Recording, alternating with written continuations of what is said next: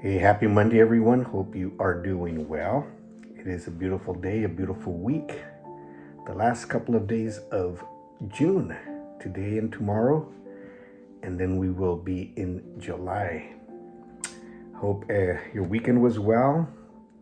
Mine was an amazing weekend for our family. We went and had our daughter married, our youngest, our last child, and it was surreal. It was just beautiful. A lot of emotions, a lot of mixed emotions, but that's how this is supposed to be, right? That's how life is. This is in the raw, unscripted, unpracticed, unedited conversation. I thought I'd get on here before I go on my run this morning and get on with today's activities, which includes lots of rest from the weekend. But after I know that the last video I talked about marriage, what does the Bible say about marriage? But today I want to talk about what the Bible says about family, because I've been reflecting on family,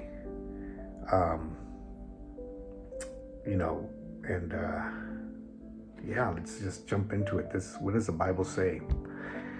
And the Bible represents family as a foundational institution established by God. He emphasizes marriage, mutual respect, and multi-general heritage. And I'm saying all of this because I saw this at the wedding this last weekend. It's all about family. It's all about the formation of a new family, but also the support of the existing family. The key themes that the Bible includes about family is marriage, as it's established in Genesis 2:24, honoring parents, as it is written in Exodus 20:12, and the spiritual community found within the church, which is also a form of a family, Mark 3:34 through 35. But here are the core principles of family. The most important one, marriage and foundation.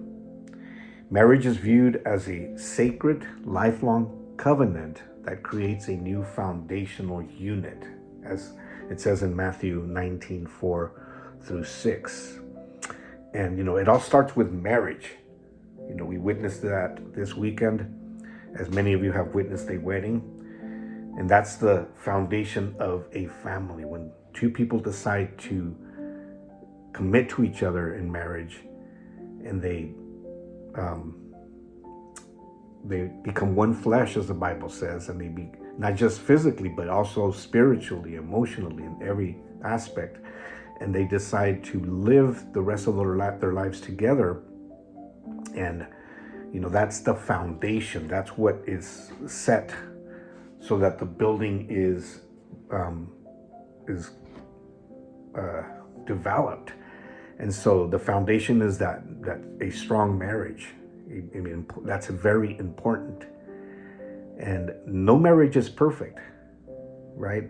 There's no such thing as a perfect marriage, but there is such a thing as a marriage that is walking towards perfection every day, that is willing to learn, willing to improve, willing to give, because a big part of marriage is to give yourself to the other person. And so that is all part of the marriage foundation. That's where the family is built upon, the strong foundation. And I'm reflecting back to 40 years ago when my wife and I got married, close to 30 years ago. It's going to be 39 years this year, actually. And we had so many plans, so many dreams, and we established our relationship. And then our kids came, and that was our focus. We raised our kids. I'm sorry if I'm getting emotional. We raised our kids, and they're all living their lives, and now we're alone again, just as we started. But the house has been built. The foundation was set. The house has been built, and now we are enjoying the house. And we're back together. We're back alone together. And, that's how it is. That's how it's supposed to be, and if I'm shedding tears, it's not because um, it's not because I am sad. It's because I am happy. There's a lot of joy in me because I see my kids have grown and they have, taken their paths, and we're here to support. And then comes, after the marriage and foundation, comes the parenting. And parents are instructed to raise their children with love, wisdom, and discipline, according to Ephesians 4:6. And there's a part of the Bible that I've always remembered. Do not exasperate your children. Do not make them sin, in other words. Do not expose them to sin. That's what that means. And sometimes as parents, we can be a little rough. We can, around the edges, we can be, even cruel, and not in a bad way, but just because that's how we were brought up. But we are instructed to raise our children with love, wisdom, and discipline, so that when they are older, they are able to live their lives the best way possible. And that's our job as parents. And even though all the children grow and they're gone out of the house, we are still parents, and we are still parenting in a different way, but we are still their parents, and we are still supporting, we are still helping, we are still an integral part of their lives in a different way, like I said, because we're not raising them anymore, but we are there. So parenting never ends. And then the third core principle is family harmony. And this talks about mutual submission and respect. That is something that is highly valued in the Bible. And it calls for wives, husband, and children to honor one another. According to Colossians 3:18-21, we need to honor each other.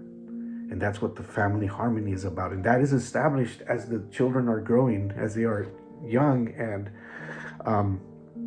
they're developing their character, developing, who they will be. And that's where it starts. That's where we teach our children to honor their parents, and honor the older people, and honor the people in their lives, and honor others. And we honor one another as a family unit. And that is very important. There shouldn't be room in the family for offenses. There's going to be disagreements. That's normal, but it shouldn't be taken to an offense. And a family should always stay together. And I've seen that this weekend as we see two families join together, and our side of the family and the other side of the family. In this case, we honor each other. And then our own family, we honor each other. We teach that to our children. We teach that to our grandchildren, to honor each other and to hold everybody in high esteem, and to hold everybody with love. And the last core value is responsibility. Caring for one's relatives is heavily emphasized. It is considered a fundamental expression of faith. 1 Timothy 5:8 talks about this, that we have a responsibility for each other, responsibility to care for the people that are in our family. We did that as parents. We did that as our children were small, and as they were growing up, we had that responsibility to care for them, to provide for them. But as they are grown, we also care for them.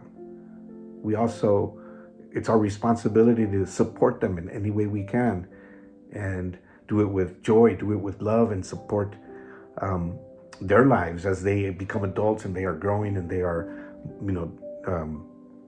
taking their own paths. We support them and we care for them. And the same is true for our parents. My father is gone. My mother is still here. She's in her late 80s, and she needs to be supported by us. We need to care for her. And sometimes, we forget that we have parents, or, especially when they're elderly. And I've seen a lot of unfortunate cases where, people just abandon their parents. And the Bible calls us to honor our parents, to support them, especially in the latter years of their lives. And we should do it with honor. We should do it with pride. We should do it with joy and love, and care for, whether it's our parents, whether it's our grandkids, whether it's our kids. We care for all of them, and we provide the support that they need. And we all do it in different stages of our lives. So that is what the Bible says about family. God established it. There's a purpose, and we pass on our legacy from one generation to the next. It happens in the family. The family is so important. It has to be done as God stipulates it in the Bible. It has to be done the way He says it, or He writes it in His Word. Any other way we do family, when God's not in the picture, chances are it's not going to survive. Family will not survive. And we see it all over the place, where family units are broken. Marriages are broken. Families are distraught. Children against their parents. Siblings against siblings. People can't talk to each other, won't talk to each other. People have hate. People have, and there's a lot of stories out there that I'm sure you've heard. That's not what God's intentions are for the family.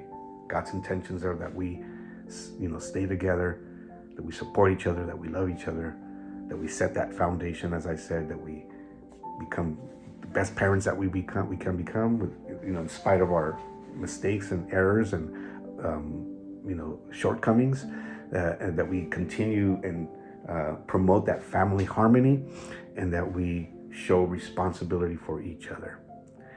All right, sorry for this long video. I hope you have an amazing rest of your week, and we will talk to you soon. Take care.